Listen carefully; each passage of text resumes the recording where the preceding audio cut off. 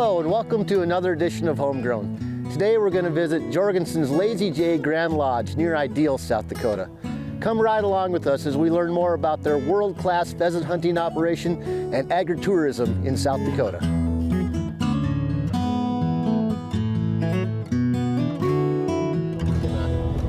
Take a drive over to what we call the Lazy J Grand Lodge, is that correct? Yep, that's correct. And right now today we've got 22 guys, 22 hunters over there. They're starting off their 3-day hunt with us. And they're gonna hunt all day long.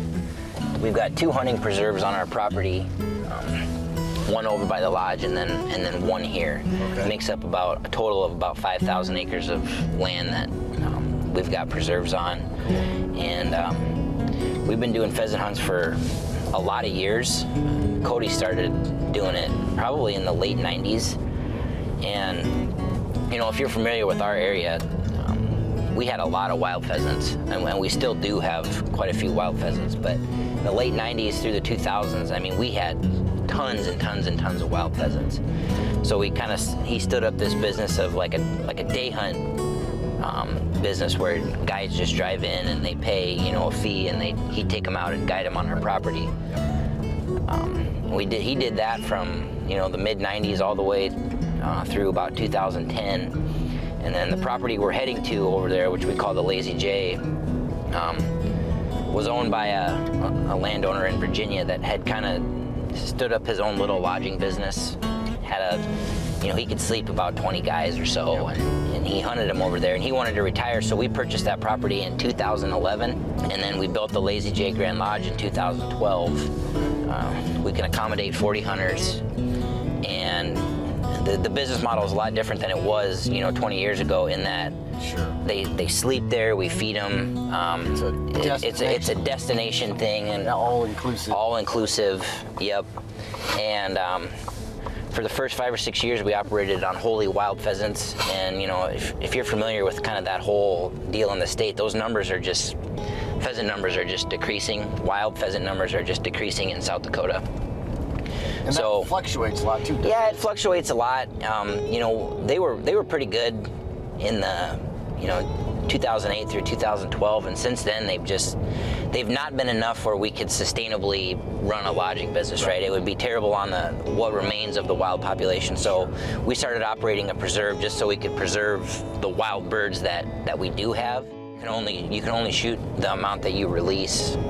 That's how it works. So you're going to at least be a net zero. You're a net zero, and honestly, the way it generally works for us is we only shoot about 60% of what we release. So we're putting pheasants out, into that ecosystem.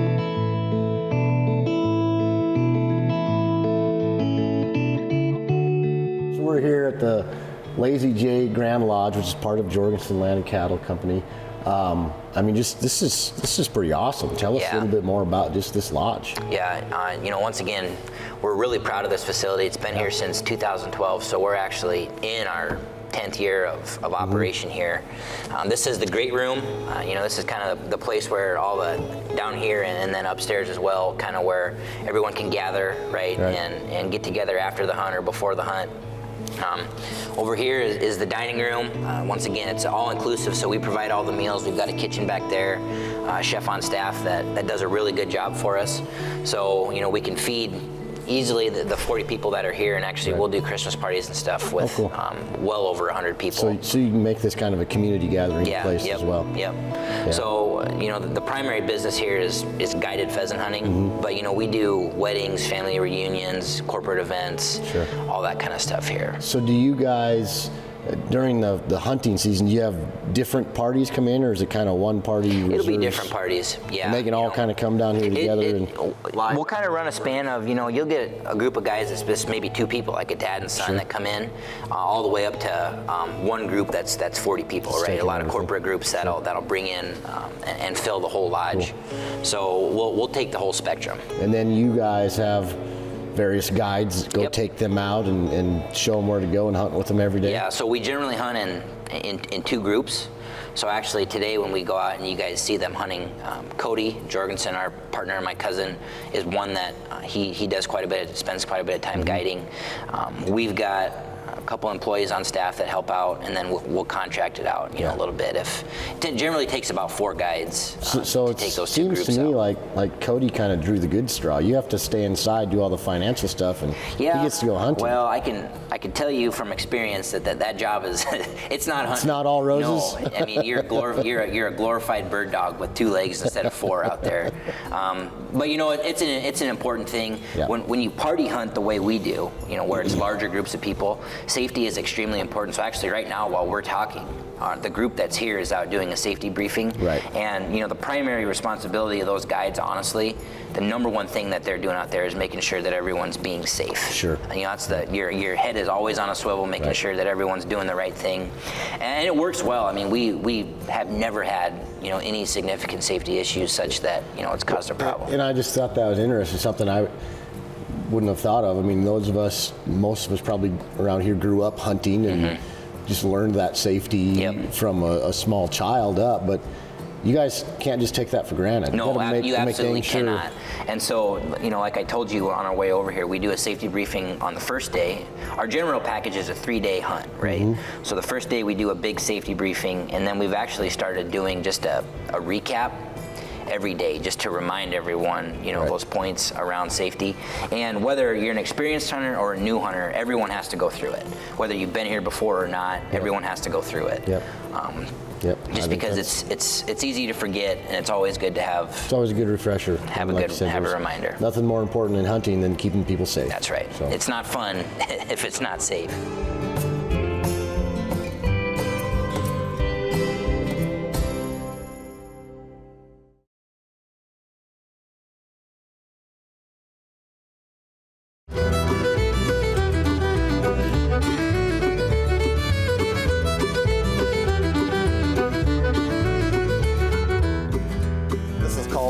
A normal drive here, and these guys are what we call the walkers, and then you see the guys on the left and the right up there, those are flankers. Okay. And so what we're trying to do is contain everything. We'll push everything to the end, because these birds are just going to run to the end. Okay. And then when we get them up here and we have them totally contained, that's when we want them to get in the air, and that's when we shoot. But when we get towards the end, we'll slow down. Yeah. And really let them dogs work and get them up out of the ground. Get them up, yep. They'll be able to see them running in front of them here. They'll go find them. But I like everybody to have, there's one there.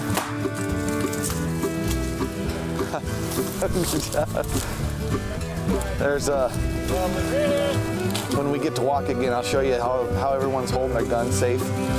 I like to have them holding a gun like this, not like this, because when we get at the end and we got everything surrounded, I can't have everybody flashing their barrel like this at everybody. I need it up, yeah. So that's part of the safety. So that gun barrel is never pointing at someone. No, it should never be. No. Never be. Never. Yep.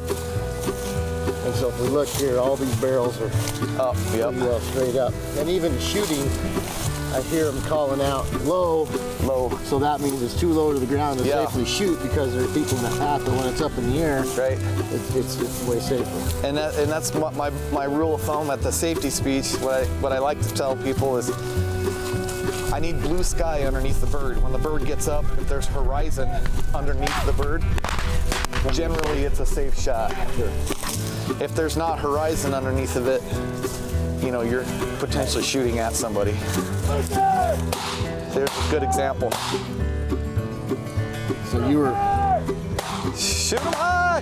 Shoot them high! Yeah, you can see now in the distance our blockers are going to be above these guys. So, hey guys, the blockers are going to be above you, so make sure you get these shots elevated, okay? Let the birds get up.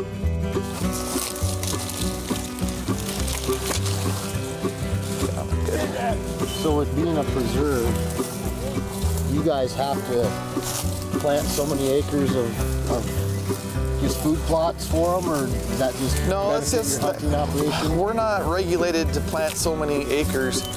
What we are regulated on is, for every bird that we harvest, we have to replace it with a live one. Okay. And so that's the only thing that we're regulated on. We plant these food plots for, you know, for the birds and our own sake. This year, of course, they're really pretty thin because it was so dry, you know, when we planted. It was a tough year. And then this was the only thing green this summer, and the grasshoppers pretty much destroyed it. You see that? Right.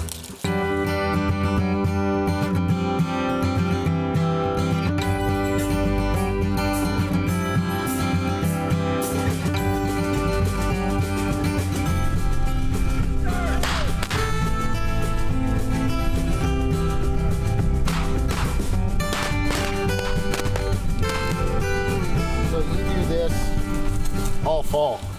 Yeah, we start at the end of September, and we kick off the season with a we actually call it a cattleman's hunt. And so we have a smart bull sale in conjunction with a 2-day pheasant hunt. We try to get our clients from the southeast, Texas and Florida, states that do business with us on our smart bulls to come up and enjoy a pheasant hunt and take a look at the bulls. And cool, yeah. When we look at an acre of land, obviously when we want to farm it, we have all the soil health in mind, of course. Right. That same acre, if we can do this, what I call, you know, agritainment, yep. and then have the ability to graze on it like those heifers are down there. I think that, you know, the word sustainable kind of gets used loosely. It's tossed out there a lot, doesn't it? It does, and I don't know exactly what that means, but I do know if we can do those 3 things on an acre of land, then it's going to make it easier for the next generation to be involved. And that's sustainable for you guys. I mean, yeah. The next generation is what you always got to be working towards. So yep. It's got to be profitable. There you go. It is helping to walk into the wind.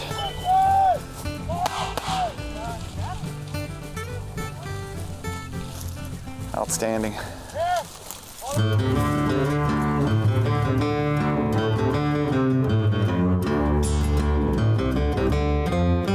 of the things you see people, you know, being against hunting, probably because they don't understand it, right? But right. You guys aren't out here just murdering things uselessly. No. You're out here in a conservation-minded effort. Everything that you take, I'm assuming, is going to be eaten, yep. and you're going to take as good care of it and shoot it in as humane a way as possible. Yeah, that's exactly right. Good job. Good job, guys.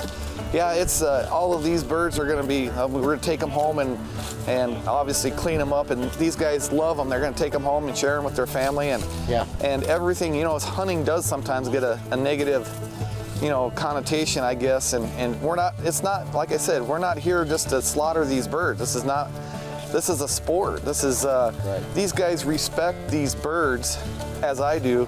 I mean, they're absolutely beautiful, but if we don't hunt them, then it actually is worse on them than if we would hunt them. You know, we're actually helping the birds because they can overpopulate, and then there's disease, and then it does get ugly. Right. And so that's part of the conservation. And these things fly up, they get shot and they're done. Yeah. Or they can sit out here and they can starve, and they can be, you know, if they're overpopulated, yeah. you know, the predators get to them, and that's not a good death either. I mean, it's just part of the natural cycle. It is. And we're a predator too, and we're not wasting them. Right. We're gonna hunt them, then we're gonna eat them. Then we're gonna eat them. That's gonna be some good nutrient-dense protein on some of these Christmas dinner tables. Absolutely, absolutely, yep. All of these guys that are out here, including myself, have so much respect for this bird. Right. Right? And part of that respect is actually sharing these birds with these guys, not only in the field, but on the table. And if you've never eaten pheasant, it's wonderful. It is. I mean, it's really good. Yep, it is. It's really good.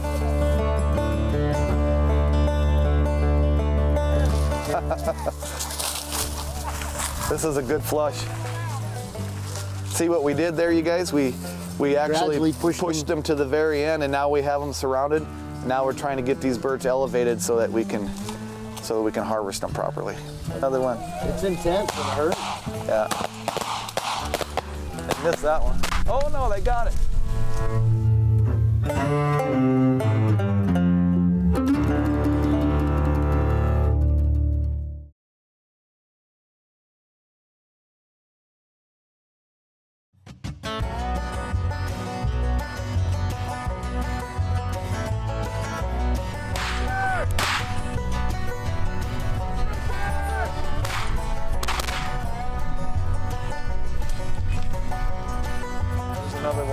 Shoot it high, there you go.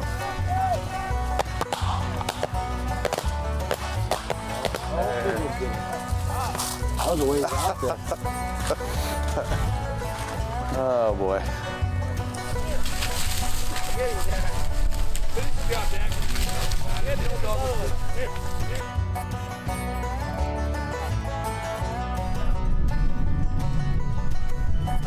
So how many times will you hunt a stand like this a year? Every weekend? Not every weekend. I like to give them as much rest as possible. Yeah. And it depends a lot on weather, and it also depends on whether the neighbor is hunting. Sure. Because they, we kind of are pushing birds around each other, and if they hunt, they'll push birds back on us, and it helps. But 10 days generally is what I'd like to try to do. At least a week to 10 days. Yeah. Because even though we walk this, I'm sure there's still some birds back in. Yeah, a lot of times, even with this amount of guys, a lot of times we'll just walk over birds. They're like I said, the best defense for these guys is to not fly, and they know it. And the real smart birds will just duck and hunker down and hide. Yep. And that's okay.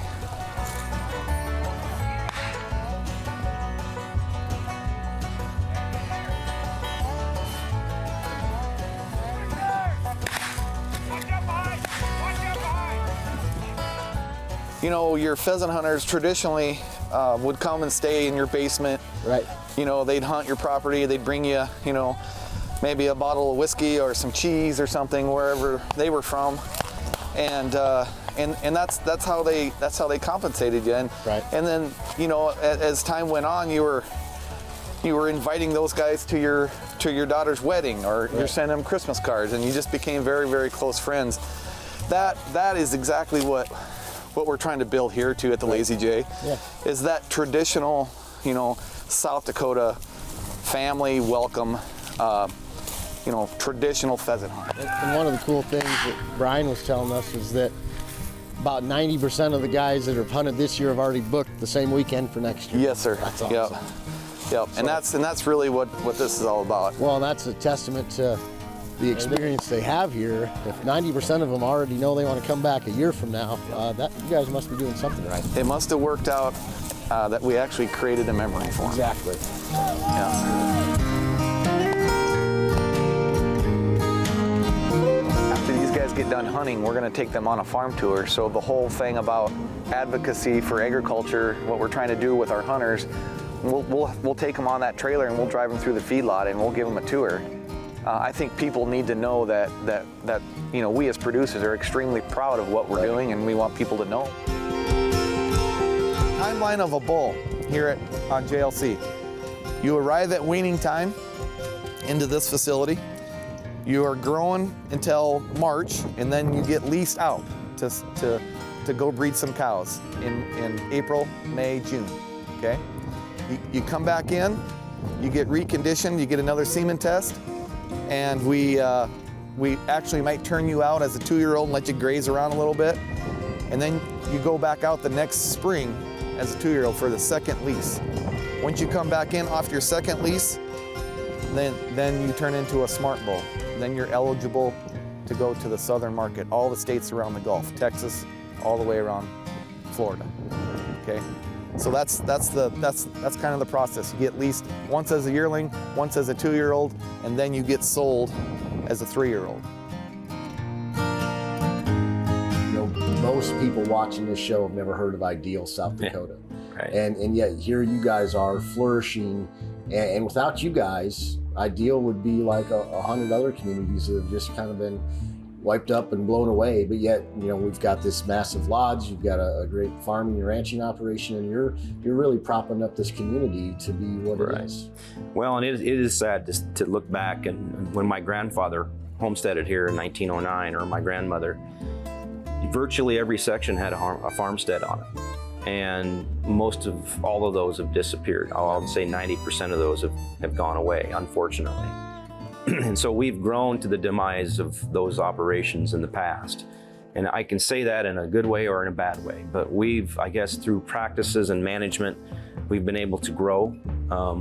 And we want to try and help those around us that are still here. I mean, we're a community. And so, I mean, if there's fires, we're always the first on the scene to help with a fire. If somebody has a health problem, we're the first one to show up to help finish harvest or work cattle or whatever. So it's all part of being in a community. And we're not trying to take over everybody. That's, you know, we just take over what comes available to us and is opportunistic for us to do, to manage. So, but we really believe in small town, small communities, and we get involved. We're actively enrolled in the community, and it's tough. In a changing world that we're living in, where you can buy virtually anything with a point and click of a cell phone. Yeah. It's tough, and so we have to learn to adapt to that and try and figure out how to bring small town back to life. Right, and then try to add value to these small communities.